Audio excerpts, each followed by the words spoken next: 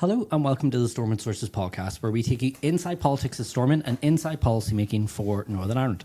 I'm David McCann, and also on the podcast and sitting right beside me here in the great city of London, in an undisclosed location where Tim has fled to, but we'll get to that in a minute, is Tim Kearns, former special advisor to First Minister Peter Robinson and head of policy for the DUP. Hello, Tim. From the secret London bunker, hello. And back at home, we have Michael McKernan, who is a former special advisor to the SDLP. He was in the executive from 2007 to 2016. Hello, Michael. David. Hello, Tim. Greetings from Ireland.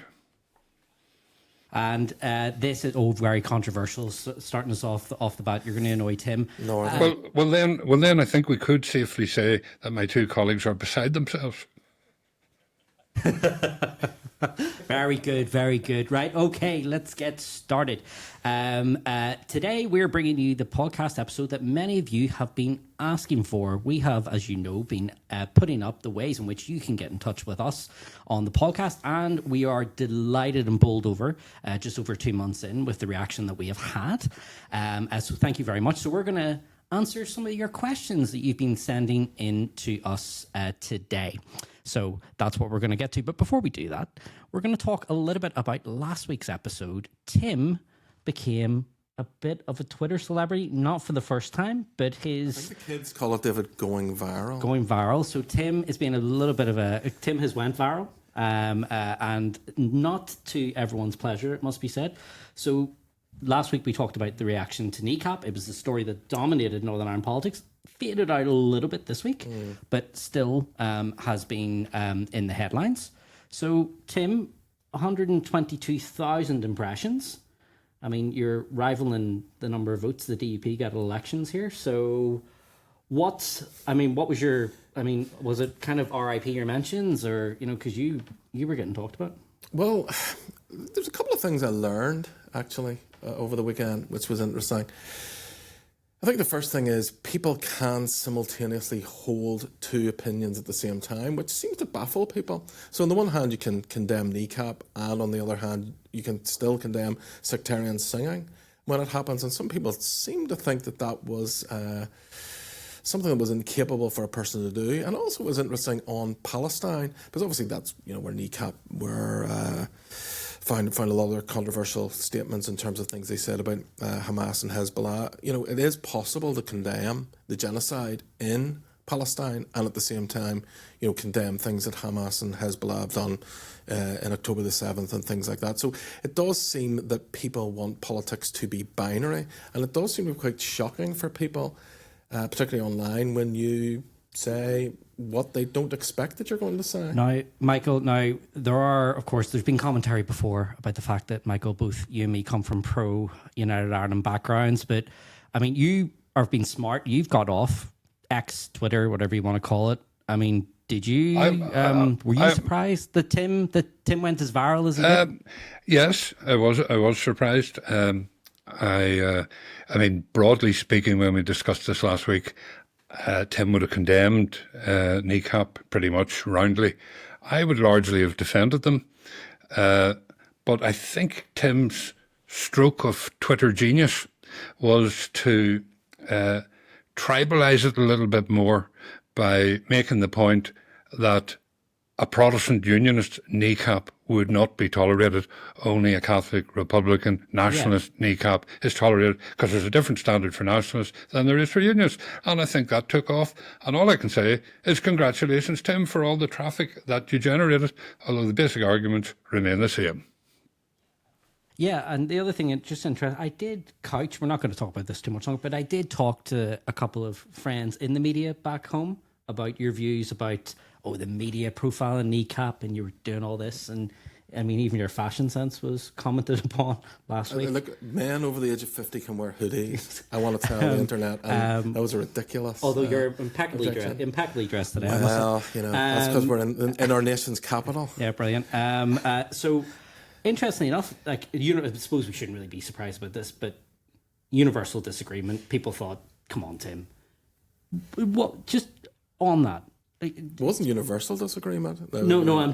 From people I talk to in the media, I'm talking about. You're talking to people in the media. Of course, the media are going to disagree with the criticism of the media. Although you did get backed up, just for fairness and balance, you did get support from the editor of the newsletter, Ben Lowry, on X. So, but I'm just talking about people I spoke to. I think the media are blind to this, and that's something else we learned over the weekend. The media are blind to this little blind spot that they've got, where they don't actually see the difference in standards. So people were pointing out, people who come from loyalist areas who are musicians, but that's not the same as what NECAP do. NECAP, wear balaclavas. They have provocative statements not necessarily in their songs.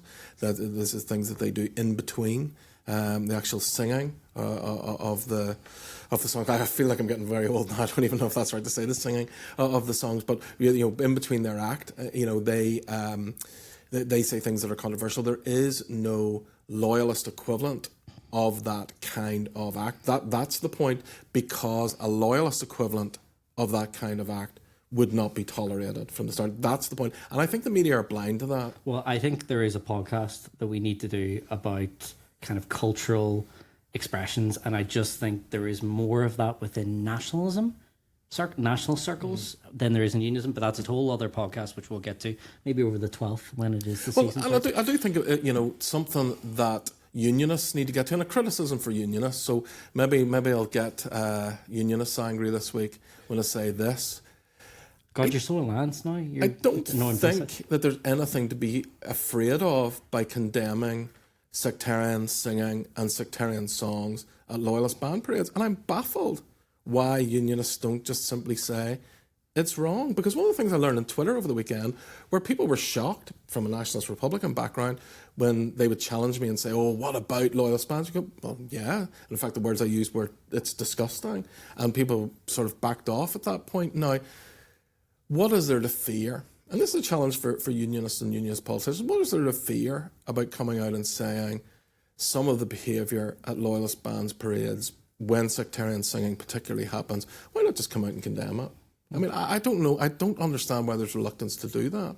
Okay, maybe that comment will allow you to return back home from your undisclosed location here in London. But before we get on to our next topic, which is the Q&A, which is why we're all here today, we want to get more of your questions and comments in. We love getting them in. We read all of them, believe it or not. Well, David reads all of them. Well, we read all of them, including the abuse that Tim gets, which gives me pleasure. So you can watch it all on YouTube. Search for Stormont Sources, where we upload clips and full episodes for you to enjoy. Head to YouTube, subscribe to our channel there for videos and updates. Now you can follow us in a multitude of different ways on X. Watch our clips on TikTok, Instagram, and also make sure you subscribe to our mailing list at stormontsources.com. Send us a WhatsApp. One request, please put your name to them as well. That would be great. 0333 404 6507. Remember to use the word Stormont so we know it's for this podcast. And you can also send us an email, hello@stormontsources.com. We also want to hear your suggestions for what you would like us to cover in future podcasts. Some of those have come in and we're reading those and we're loving the suggestions coming in. Oh, okay, and let's go to our first comment in, and this is from Daniel. He messages us to say, hi all, loving the podcast. I'm currently researching the role of political opposition in Stormont and in power sharing structures more widely at university. And I'm really interested on your thoughts on the role and future of political opposition in Northern Ireland. Okay, so basically he's asking about how do you see the function of opposition evolving here, especially since the 2016 reforms. Now, for those listening outside of Northern Ireland, you may think, surely opposition is commonplace, but believe it or not, it's relatively new to Northern Ireland. We only had an official opposition for about 7 months in 2016, and it only came back in 2022 and really in 2024. Michael, I'm going to go to you first because the SDLP are the official opposition. So what do you think about Daniel's question there? So how do you see the function of opposition evolving here, especially since the 2016 reforms? Yeah, well, fundamentally, my starting position is that a democracy works better when there is an opposition. If you have a party in government with unrestricted power, that can only produce bad things ultimately. So the existence of an opposition as a principle is a good thing. Now, what we've got up in Stormont is, I think, not yet a serious opposition. by the way it's constructed and how it's playing out as well. For example, a proper opposition would be fully resourced financially, with staff, with research capability, and assisted in the legitimate role of opposition. In Stormont, in the Assembly chamber itself, we have the ludicrous position where Sinn Féin and the DUP face each other off in the chamber, looking like one is opposing the other, even though they're actually stuck together. And the poor old wretched opposition are stuck in the naughty corner with the TUV and others. So the first change they should make, and I'm surprised that the Assembly authorities haven't said, look, the opposition should face the government, and the government is Sinn Féin and the DUP, whatever way they want to allocate seats among themselves. That's their choice. The other bit of that is, I think the opposition up in Stormont would be stronger if the Ulster Unionist Party was to join it, and incidentally, if they did, Meg Nesbitt would become the leader of the opposition. But I think that would strengthen it. At the moment, they haven't anything approaching numerical strength to really challenge the government, although I have to say Matthew O'Toole and some others are putting up a brave attempt. And they've also been at pains to say that their opposition is intended to be more constructive than purely adversarial. We do see in other chambers that you get opposition who just oppose everything just for the sake of it, even things they agree with fundamentally. So I think Matthew O'Toole has walked that line fairly well. But with the small numbers, sitting in the wrong place, getting no backup from other parties, it's a tough shift for them, but it's still worthwhile overall. Yeah, so, I mean, the official opposition in Stormont is actually only the SDLP with 8 seats. Then you've got the TUV, People for Profit with 1, and Clare Sugden as well. So, I mean, do you think that, because another part of Michael's, another part that links in with Michael's point that Daniel's asking about is, how does our version of opposition compare with the more adversarial models like Westminster or Dáil Éireann? Now, our assembly is set up on unionist nationalist lines, so unionists sit on one side of the chamber, nationalists sit on the other side of the chamber, and the others sit in the middle. So what do you reckon about opposition? I mean, this was something that the DUP and Sinn Féin were very cagey about actually supporting the creation of in 2016. Yeah, and I think if you look back on the history of how it was created, it came through a private members bill, which is strange in and of itself. John McAllister, the then Ulster Unionist Party, I think he may have been independent when the private members bill went through. So I can't remember. It started as UUP with the bill, then went to NI21, and then it ended by the up time it passed, I think he was independent, but I might be wrong on that. But certainly it was John McAllister who brought it through. And it's strange that this came through as a private members bill, because you would think this would be something that would be put through by the executive. And I think Michael's absolutely right. The private members bill was actually so watered down and weakened because the DUP and Sinn Féin were opposed to it, that the bill doesn't have within it the necessary financial backing that an opposition would need. It doesn't have the necessary legal clout to give the opposition actually real power to hold the executive to account.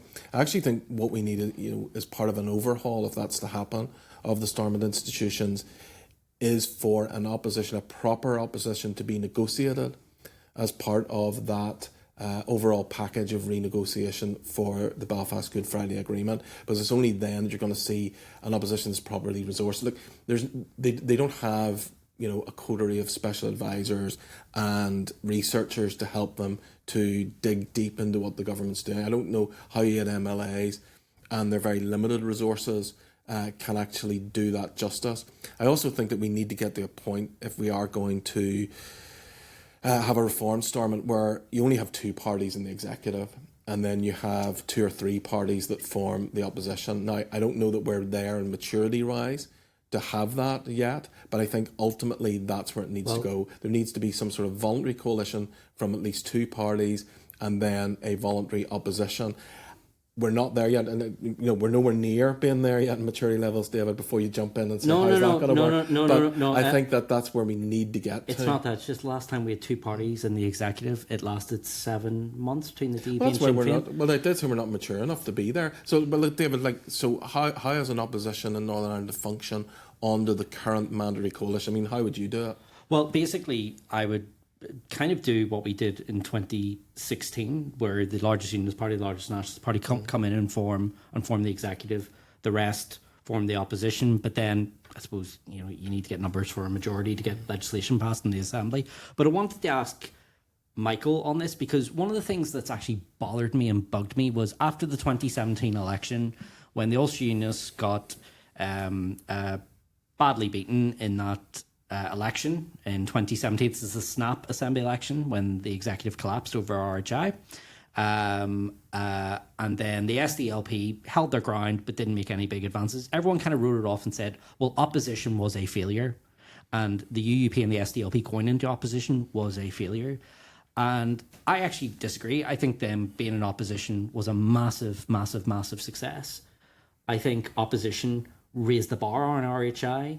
That scandal would not have got the attention. The pressure would not have been put on the executive without an official opposition holding the executive to account. Michael, am I right or am I wrong in that thesis? I mean, you weren't long out of the doors at that time. Am I right or am I wrong? I wouldn't have called it a massive success, but I think it did show the potential that opposition could provide. At the moment, I still say we have a fairly half-baked opposition. It's not the opposition's fault. They haven't been given the resources and the powers along the lines that Tim was talking about. And that's made life more difficult for them. But if, by negotiation, the party sat down and really seriously agreed to have a proper opposition, I think in the long run it would be for the good. And, ultimately, Tim talked about, renegotiating the structures and the institutions of Stormont and how they work and so on. And that task does lie ahead, but it's like what Mark Durkan once said, you hope to reach the time where you can take down some of the ugly scaffolding and have clean running institutions where there's a lot of respect and trust and acceptance of the rules and so on. But we're a long way off that, but we could make improvements right now if we wanted to. Yeah. Do you think it was... I think it was a mistake. In 2024, the big debate was about the Ulster Unionists, what they should. Now, Doug Beattie, the then leader, wanted to go into opposition, but his party didn't. Yeah. And I think that was a mistake going into the executive. They've taken on health again. They did get attention last time because of the pandemic, but only Robin Swan got an electoral benefit from that. None of the other candidates in the Ulster Unionist Party did. Would you, if you were advising the Ulster Unionist Party, you were a former member at one point, would you have been advising? Former member of the Ulster Unionist Party? 27 or 28 years ago. I'm just pointing around, you bounced around Unionist Parties. Well, I would have advised them actually not to go into opposition this time and to go into the executive and do what they did. Ooh, why? Now, I think ultimately the smaller Unionist Party's place is in opposition, but for going back to what I said before, I don't think our democracy and I don't think the powers that the opposition have are enough to sustain a viable, functioning opposition in the way that's required. I think the resources of the SDLP and the Ulster Unionist Party are too small. The bill needs to be reformed. Even a modest change needs to be made to give them more money to recruit more staff and that sort of thing to make it a viable opposition. I think for this time, I would have advised Doug Beattie to do what his party ultimately wanted to do and the majority of his party wanted to do, and that was to go into the executive, because I think Robin Swan, who was the initial health minister, it did give him an electoral bounce, and going into that election had an electoral bounce from that continuity.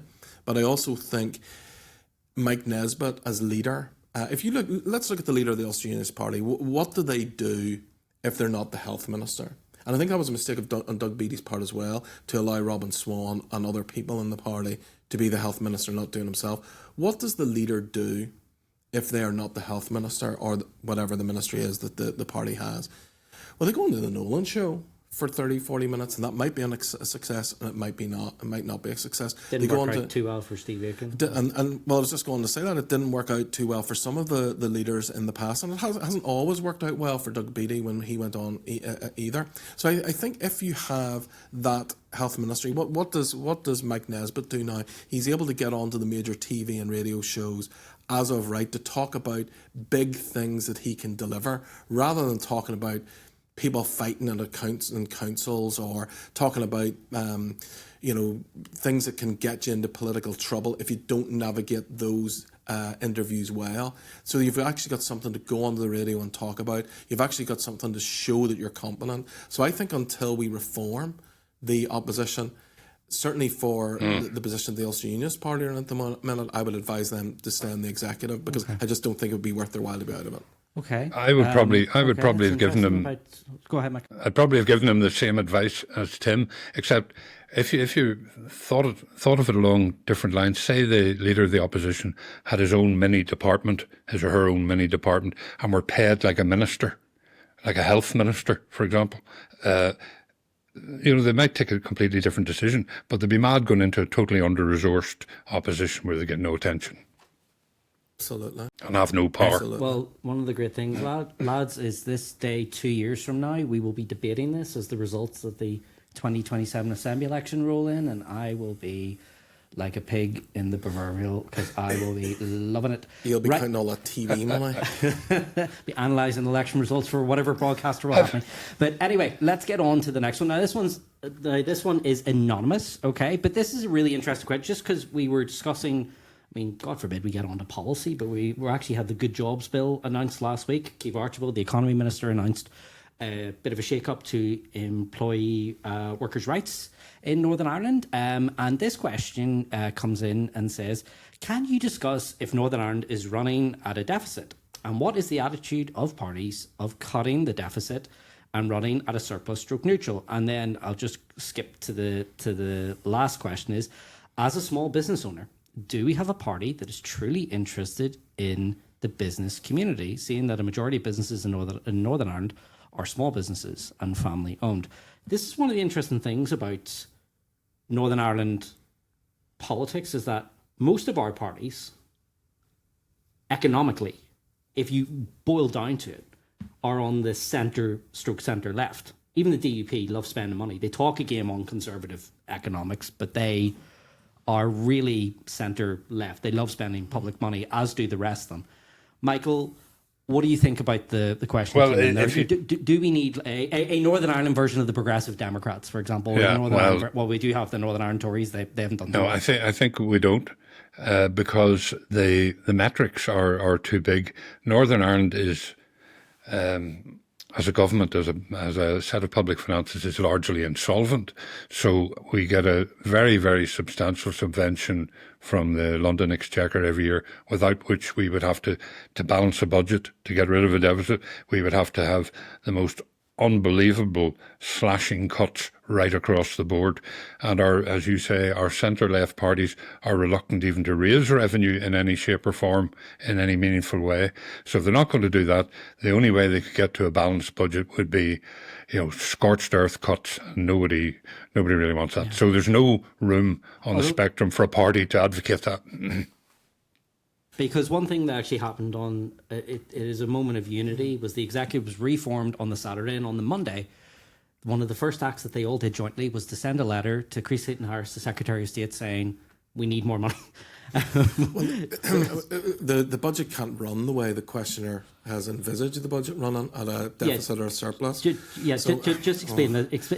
I'm not great on Treasury rules, but thumb through the blue book. Just for 60 seconds, all the devolved institutions run this way. So basically, Westminster kicks us a lot of money. Scotland's a bit different because they've got income tax varying powers. Income tax, yeah. We don't. We've got the regional rate, but that is less than 3% of our total spending. Most of our money comes from Westminster. Now, there is a debate amongst economists about what's the level of the subvention. Is it £3 billion? Is it £10 billion? But they all agree we run at a deficit. Yeah. And of course, we have very limited. If money comes from Treasury, we can't say, well, let's put 10% aside, as your questioner is kind of envisaging, for a rainy day, or to do a big policy down the line. When all of that would have to be agreed with Treasury beforehand. So we have limited powers in what we can actually do with the money, and how we can, in terms of running a deficit on Treasury's bankroll. And we can't borrow money either, which I think is a weakness within the system too. So we can't actually run the way the questioner would like us. We don't run the way Westminster runs or the way the American government runs. We don't have those fiscal powers that they have in Scotland. As you say, they have income tax powers, so they can raise a little bit more money and can operate in a slightly different way. We don't have that. The only tax that we could invoke is corporation tax. We have that power, and we've never actually pushed the button on Although it. it did take Scotland about 20 years to use the tax But we powers. But Michael, go ahead. well, we need to understand just the fundamental nature of the numbers. If our public expenditure is the best part of 20 billion a year, our deficit, our subvention, is of the order of 10 billion. That's half of all public expenditure. So we are not in a position to come anywhere near closing that deficit gap, and we are very fortunate to have the money from London. We're very unfortunate that London has now got no money itself, and so our usual pressing the Treasury for a bit more is going to fall on deaf ears from now on. But it'd be interesting, those of us who watch government, to see how our ministers perform when they really haven't the ability to get their hands on any more money, and they really don't want to cut anything. They don't have the opportunity to borrow. They're in a tight place. Deficit financing and a progressive Democrat type approach implies that your economy is pretty sustainable and you just want a switch of emphasis. We're not like that. We are fundamentally non-viable financially. Yeah, and look, I mean, there is, because obviously the Progressive Democrat reference, by the way, for anyone who doesn't know Irish Republic politics, was a party set up in the 80s, challenged the centre-left consensus and upended Irish politics on the economics, and we've got the modern Irish economy as we know it today off the back of it. So do you think, though, we would ever get, because obviously the Ulster Unionists, Tim, have been linked with the Conservatives, if we all remember UConf, Ulster Conservatives and Unionist New Force, that David Cameron did, which fell flat on its face in 2010. In fact, the DUP nailed the Ulster Unionists to the wall, saying they're going to impose Tory cuts. And then when the DUP did their confidence supply agreement in 2017, they got hammered in 2019.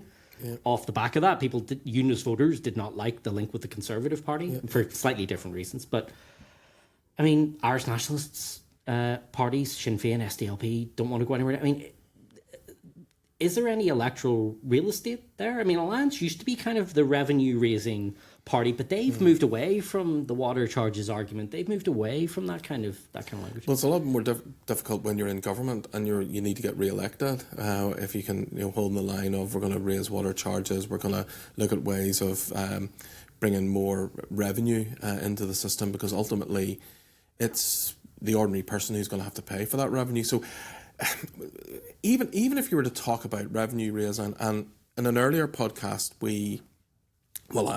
I was critical of the DUP for not allowing the cap on rates to be abolished and to raise. Now the amount of money that would have raised is relatively small. Chump change. But it's not actually the amount of money that it would raise that was important. It was the signal that people were prepared to do some of the things that you said they were going to do, of be a bit more fiscally progressive. And we couldn't even do that. We couldn't even be that minimally fiscally progressive. So we have so few levers to pull that even the levers that we have got to pull, people think it is so electorally negative to do that they just don't want to do it. So until we get a mindset change on that, and I think it's gonna take a real step change. It's gonna take actually a change in the way that Stormont's finances are structured for that to happen. And I think Treasury at some point in time are going to actually impose that, because I think they're just going to say we just cannot keep funding you. You've got to start raising your own revenue. Whenever household taxation is less in Northern Ireland than it is in Wales, for instance, and other parts of the United Kingdom, I think at some point in time, Treasury is going to come in, the Northern Ireland office is going to come in and say you've got to start raising your domestic rates and bills. This is the boy cried wolf thing. How many secretaries of state have talked tough? I think somebody will, and it's going to take that. It's going to take somebody coming in and imposing a penalty on the block grant if they don't do it. But we're also thrown back at home that the minute, like when Hilary Benn gave his speech, basically wagging his finger at the executive, it unified the parties, and it actually unified some reaction. Basically, I think some people referred to him as kind of, oh, here comes the resident governor general coming in trying to tell us the one thing how to do. The one thing that unifies them, and even Sinn Féin and the SDLP, they don't want to let go of London's money. That's for sure. Sure, but it does interestingly, it plays into the unification debate about the level of subvention. But anyway, we'll move on to our next one. This one does have a name on it. This is from Daryl, by the way. So Daryl says this: really enjoying the podcast. I'm just wondering what your views were on getting more people with experience outside of politics to run for office to become MLAs or MPs. Would it improve our politics at all to get more people with broader life experience as elected representatives and ministers following the youth wing to party advisor, stroke researcher to elected office route? Well, I have to say my esteemed co-hosts here have done some of that. They haven't done all of it, but Michael, interestingly, this was debated on the Hollywood Sources podcast. They were talking about the SNP and about the people who've come through the advisor route. What do you think of that? Yeah. Well, an awful lot of that has certainly happened in GB, and there's a fair bit of it in the DUP. I mean, there's Emma was an advisor and so on. But it's a difficult question because politics is a unique occupation, career, vocation, whatever you want to call it, and it's not suited to everyone. Yes, to answer the question at a broad level, yes, it would be nice if people come in who had broad experience, particularly experience of running things and experience of business and management, because I think that's lacking in our political class. But there are a lot of reasons why they don't. The pay is not great. It's a dog's life. You are on call 24/7. If you reach any level in politics, there's a lot of pressure. You just don't go home at the weekend and forget about politics. And so to seek electoral office, I also think it helps if you have a little bit of narcissistic trend or trait that you really do think what you've got to contribute is important and that you're better than anybody else to put forward proposals and so on. I have been around politics for a long, long time. The question of running for office came up many times. I'm proud to say on one occasion, John Hume suggested I should run for something. I have resisted it because I've seen at close quarters the life these people lead. And it's too difficult. If you want to have a normal family life, it's quite difficult being a politician. And my hat's off to those politicians, especially those with young children who are full on in our Northern Ireland party political system. Think of people like Claire Hanna, who congratulations on running the marathon, Claire, as well. But I think those, it's really, really difficult. My one criticism would be nice to see more people from business. I went through, would you believe, the boring lists of the members' register of interest to see what background some of them had. Very, very few had a business background, and that's unfortunate because I think if you know the value of a pound, you're better positioned to run the government. Okay. Claire Hanna ran a marathon. She really needs to let people know. It's like I hadn't heard. I don't see you running any marathon. Yes, congratulations, Claire. Need a marathon. You could say something controversial. On completing the Belfast Marathon. You could say something controversial about it, Tim, and go viral. I didn't know. I hadn't seen on Twitter at all. Like, she just has not mentioned that she ran a marathon. She's got a really lovely mug. I ran a marathon. If you ran 26.2 miles, you would be talking about it on Twitter as well. I talk about it on Twitter when I do a park run, which is 5K. So I'm happy. But back to the topic. What do you think about that? About the broader kind of experience of our politicians in terms of the background? Because we did have actually an influx of new MLAs in 2022, and next time we're scheduled to have our local elections and the Assembly on the same day, which is a chance to bring in some new fresh blood. I mean, what about that background experience? Yeah, I mean, we don't have a lot of people with significant background, significant jobs before they've gone into politics. And look, it goes back to the money. And we've discussed this before in this podcast. If you're not going to pay people enough money, they're not going to move from careers and professions into politics and be able to take those positions. But a lot of young people ask the question that we've been asked, asking me all the time when I'm speaking at events: how do I get into politics? And the advice that I always give people is pick a party and get involved. Now you've got to do that as early as you can. 16, 17, 18, 19, 20, whatever. What drew you when you joined the UK? Well, the very first time I canvassed, David, if you can believe it, was for the 1983 European election. And I was the ripe old age of 9 years of age. And I campaigned for the Reverend Dr. Ian Paisley. Went around Orangefield, the highways and byways of Orangefield with my granny. Hand out leaflets, stood at the polling station all day. So look, the thing is, you need to get involved and get involved early in a You're not really political party. suggesting 9-year-olds. I'm not suggesting 9-year-old, but well, if you want to and you're enjoying it, start them young. But I would always advise join a political party and then get involved in your local association. Be someone who is known in your local association as doing the hard work, doing those hard yards of going out and canvassing, doing those hard yards of knocking the doors, doing those hard yards when you're 16, 17 of shinning up the lamppost. We've all had that. To do, and that's the difficult job that the young folk need to do. If you're in England, Scotland, or Wales, you've no idea what I'm talking about because you're not allowed to put your posters up lampposts. We put our election posters go on lampposts. It's a peculiarly sort of Northern Ireland, Republic of Ireland thing. I know. I think they do it in Europe as well, don't they? No, they don't. They have designated area. It's only the island. Well, it's only Northern Ireland and the Republic of Ireland. This is a very Irish thing to put your election posters up the middle of a dual carriageway. I have to say, the last time I was up a lamppost was when Gavin was standing for the first time in 2015, and I never went up a lamppost again after this. It was in the Knock dual carriageway, so 4-lane, high speed dual carriageway. I'm in the middle of it with on a ladder. And Aileen Gillen, Sharon Skillen's mum, was the one who was holding the ladder at the time, and she knew so many people. She was a councillor, and everybody was tooting the horn, and she's waving it. She kept on letting go of the ladder, and I have no idea. The ladder came crashing down in the middle of this dual carriageway.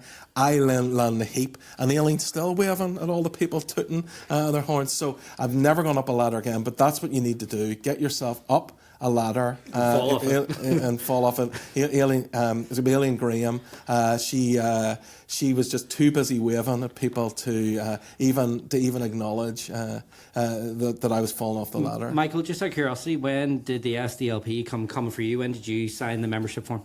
I was 16 and a founder member of the Craigavon branch of the SDLP many moons ago, which was a little tiny branch in the shadow of a big Lurgan branch, which was run by Breed Rogers. And dare I ask, what year was that, Michael? Oh God, I would have put up posters in the 1979 European election for John Hume. First ever. So you that would have been 1976. I'm talking about when we formed the Craigavon branch of the SDLP. So and I've been around it on and off ever since. Yeah. 12 years before I was even born. So there we go. Brilliant. Okay, yes. No, I agree. I completely agree about getting involved. I've been involved in politics in many different guises, really. Who did you canvass for, David? I've been involved. No. I have never canvassed for another party. I've been about, hard to believe, so I'm 36 now, so about 15, 16 I got active, about 15, 16. Right. Not for Sinn Féin, by the way. Just to nail that. That's rumour. Twice he's denied it. Only needs us 3 times in the cockle crow. Look at you spreading stuff around. No, I happily to confirm that. But yeah, no, so I agree with that. I think it is about getting known and getting in there. I think there's too much of a, if I can give a critique of some younger people coming in, I think there's too much of a West Wing kind of narrative of modern politics. I think people too much think a lot of it is about being an advisor straight off the bat and being, I mean, unless you're kind of Jeff on Hollywood Sources, where literally you just walked into and you became head of comms of the SNP on day one. But that doesn't. I agree with that. You've got, people want shortcuts. There is no shortcut. You've got to put the yards in, particularly in Northern Ireland. I think maybe in England you can apply for lists and all of that sort of thing. In Northern Ireland you can't. You want to be in politics, you've got to put the yards in. You've got to get up the lampposts. You've got to knock the doors. Like Michael referenced. I agree with that. I remember Claire Hanna running for Strangford, which was the most I think she maybe got about 9 votes in that election because Strangford was just such an unforgiving constituency for the SDLP. And now, look, that got her into South Belfast, and now she's the MP, now she's leader of the party. Colin Eastwood, there was that, remember when he was like 15 doing a thing about why you should vote yes for the Good Friday Agreement? That was how he started. Peter Robinson, same thing, and same thing with we had Owen Tennyson. We had Owen Tennyson on, and he has worked for where he's got to at a young age. Yeah. But he's put in the hard yards already, you know. Yeah, exactly. Yeah, and you have to be, right? Particularly because we are the New Hampshire of politics. You know, see me, touch me, feel me, and it is about getting out, knocking doors, and doing that as well. So, Daryl, that was a great question. Thank you so much, and thank you for your very kind comments. We have another anonymous comment in here. This is going to take us back to the 1970s, so we're going to go all the way back to Bill Craig, which this is a question for Michael. Which Tim and Michael will remember, the former leading unionist politician. So, why has no independent who could forget Ireland Vanguard ever been? Yep. Why has no independent Northern Ireland? Why has no independent Northern Ireland movement ever been given serious thought in this country? Got to correct you there. It has, back in the early 1970s. Obviously, there are economic issues to contend with, but countries of a similar size exist and thrive. It feels as though England and the UK see us as a burden, and we are clearly the proverbial runt of the 4 constitutional countries.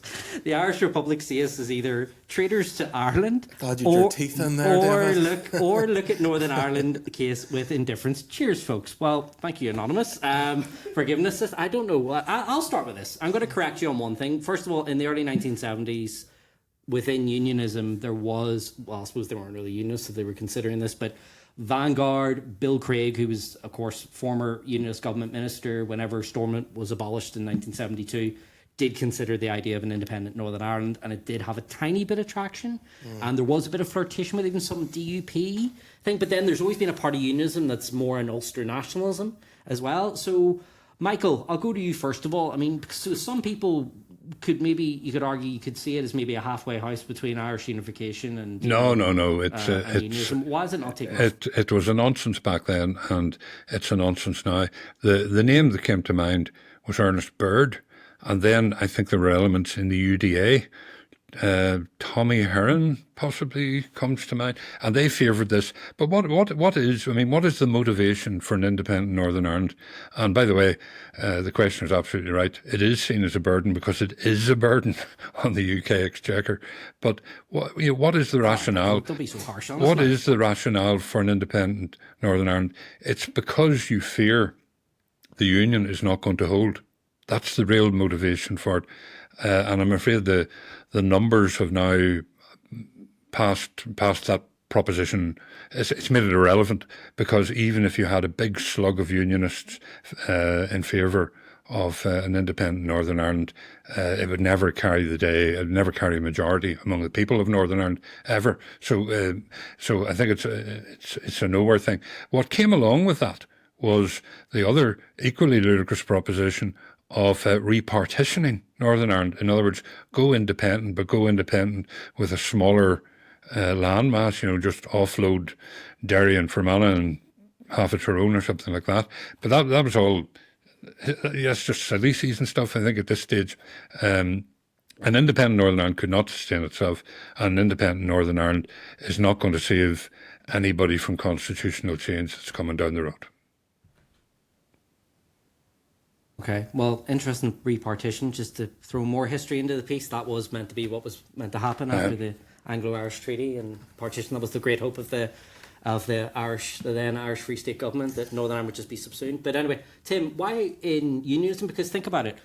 I mean, you guys have been betrayed by the British government more times than anyone I can care to remember. I remember Naomi Long saying that you've been thrown under the bus so many times that you could be forgiven for thinking you work for TransLink. So why do union? What a hilarious line! Well, it did get a laugh. That'll have the listeners roll on. But why? But on a serious note, why? Because you think about all these betrayals from Edward Carson right the way through to the Protocol. Why has this not taken up? Look, I mean, Michael's nailed it there, really. I mean, an independent Northern Ireland has never been a runner. And Ernest Baird, Ernie Baird, he was referencing there. I mean, Ernie was a unionist that died in the world, very strong unionist. And this was just an alternative if the union, as Michael said, looked shaky. Ernie said this is second best. This is better than joining the Republic of Ireland. So maybe we should start to prepare people for this an independent Northern Ireland. It was never his favourite option, and it's never been anybody's favourite option.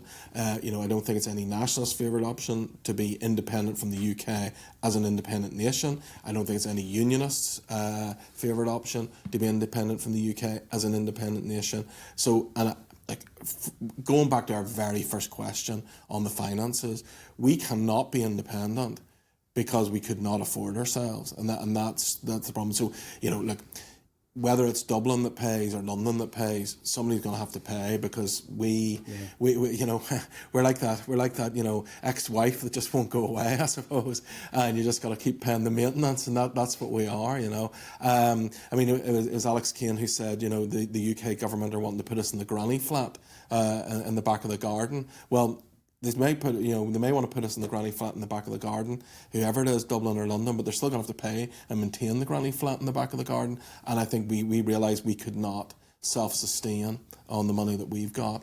This part of the world just wouldn't happen. Okay, well, on that depressing note, we'll move on to the next one. Matthew sends it, and this is directed towards you, Tim. Oh dear. Okay, so this is a little bit more pleasant than what you've been getting on Twitter. That's good. Hi, Matthew. Okay, so Matthew says, on the podcast in which you discussed the Irish presidency, Tim was really quite disingenuous about the role of the Irish presidency. He said, quote, "It wasn't worth a picture of warm spit, and the office of president is utterly worthless." Yes, I do remember you saying that, Tim. Presidential election coming up later this year. So I'm curious, considering he is a unionist, would he be as critical of the British royal family? Okay, now he goes on to say quite a little bit more there, but the Assembly voted in favour this week for presidential voting rights for Northern citizens. It's just a motion, it doesn't have any legal binding, but... Well, I think, Tim, as I said do in that podcast... Do you want to elaborate? What's your view on the British royal family? Well, let me address those points in reverse order. I think I did say in the podcast, I don't care if Dublin extends voting rights to whomever they want to extend them to. That's a matter for an individual nation state as to whom and whoever they allow to take part in their elections. So that's fine. That doesn't bother me in the slightest. In terms of the royal family, it's disingenuous to compare the royal family to the Irish president. Hi. Well, look, here's the reality. What? When you meet the king, you're not meeting the king. When you meet the king, you're meeting 1,000 years, 1,500 years of tradition. When you meet the king, you're not meeting someone from a particular family. You're meeting someone who represents all the pomp and ceremony of the British state. See, here's the question, right? Donald Trump, where does he want to have a state banquet? Where does he want to be? Where does he want to be entertained? Where's the one country in the world that can deliver him an invitation that he goes gaga over, if he's not gaga already? Certainly not coming to see Israel. President Higgins in Dublin. Well, that's because that's because the Taoiseach didn't slavishly offer him on like the British Prime Minister. It's coming to the king, and actually, it's not just the Americans. Across the world, the heads of state, the heads of government across the world, the one place where they want to have a state reception, the one place where they want to be wined and dined is Buckingham Palace. How do you know this? And, well, that's just fact. That is just. I seem to remember the Queen was quite content to come to Dublin Castle in 2011. Well, the Queen obviously. She seemed to have a great time as well. The Queen obviously goes places and had a great time as well, and so does the King. But the one place that people want to come to, the one place where they want the pomp and the ceremony, they want the pomp and the ceremony, they want the trumpets playing, they want the history, they want the glamour, they want the coaches, they want that 1,200 years of history, which is embodied in the King. There is no other country in the world that has that. Not a country that. Now, you can say, look, I want the monarchy abolished. Okay, we'll have a debate on that. We want to move to be a republic. Okay, we can have a debate on that. But what is undebatable is that the King represents something that no other head of state represents. Michael, what do you make of Matthew's question? Believe it or not, Believe it or not, I agree with Tim in some aspects of this. I think the British monarchy is an august institution with tremendous tradition, and they'd be very foolish to throw it away, in my opinion. I, of course, want Northern Ireland to leave the United Kingdom, but I would advise the United Kingdom to retain the monarchy. It's always been a pleasure meeting any members of the royal family, including the time when the Queen came over to Dublin Castle. The thing we're doing wrong here is there's no need to compare the Irish presidency with the British monarchy. Ireland is a younger country, scarcely 100 years old. The presidency role has evolved in a very, very good way, taken forward by Mary Robinson, taken further forward by President McAleese and now by Higgins. And I think it's a meaningful institution. I think Tim was wrong to dismiss it just as worthless and meaningless last week. But, but so what? If that's Tim's view, that's Tim's view. But the no need to line it up against the UK monarchy. The British monarchy speaks for itself. Yeah, it sure does. What about, because Matthew's question was also saying about, do you see it as a further stepping stone to United Ireland, and is that more your pushback on it? Well, the presidential voting rights could be a stepping stone. I wasn't pushing back on it. I think, I may need to go back and listen to the podcast, but I think my view is, and my view at the time, I believed, when I gave it, and my view today is, if Dublin wants to extend voting rights to anybody, I don't care. They can extend voting rights to the whole of Greenland if they want to take over Greenland. I don't know, and they can do that if they want. Anyone can vote that Dublin wants to vote in their elections. That's a matter for themselves. And if they want to extend it to everybody with an Irish passport, extend it to everybody with an Irish passport. I think it's great that you know the opinions of all the heads of state around the world, that they all want to come to rock up at Buckingham Palace. That's great. So I'm telling you, David, that is where they want to go. The one place they want to go in their tenure as head of government or head of state is Buckingham Palace and see the King. Now, I know that's hard for an Irish nationalist to deal with, but that's a fact. Are we sure? And we can walk down to Buckingham Palace now, and we'll show you the grandeur. I'll be contented by actually the elections and the fact that someone has to campaign. But if you went, Michael, you're about to say something. Well, just if you went to Buckingham Palace this moment, are you sure you would meet the King? I mean, would Henrik Larsson be there?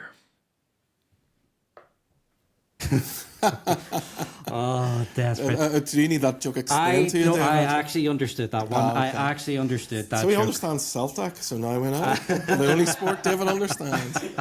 So I'm not even going to get He's that big an Irish nationalist. I'm not going to get in because John Swinney's got pulled into kneecap and everything else, so I'm not going to even go down that route. But look, we've gone through a good few questions there, Jen. So look, thank you very much to everyone for sending in your questions and comments. We do read them all, so please do keep them coming. And I'm going to remind you one more time about how you can get in touch with us, because we want to hear from you.